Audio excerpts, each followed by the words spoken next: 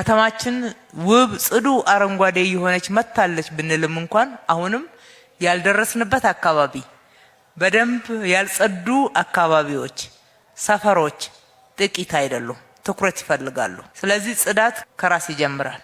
ጽዳት ከቤት ይጀምራል። ጽዳት ከራስ አካባቢ ይጀምራል።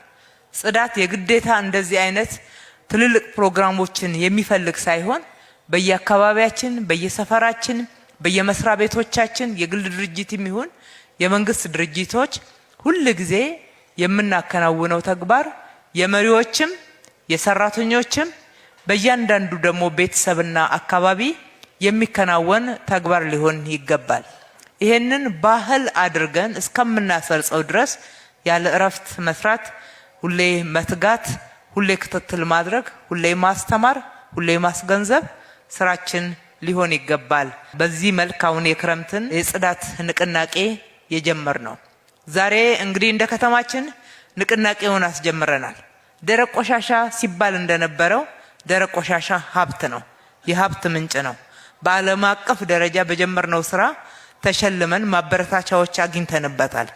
ከዚህ በዘለቀ ግን ሁሉ ጊዜ ከቤት ጀምረን ቆሻሻ አወጋገድ ስርዓታችን ዓለም አቀፍ ደረጃውን የጠበቀ መቀላቀል የሌለባቸው ቆሻሻዎች እንዳይቀላቀሉ ለየብቻ መወገድ እንዲችሉ በወቅቱ መወገድ እንዲችሉ የአወጋገድ ስርዓቱም ደግሞ በተቀመጠው የአወጋገድ አግባብ ሊሆን ይገባልና ማስተማርም በሌላ በኩል ደግሞ ተግባራችንንም ማላቅ ይሻል።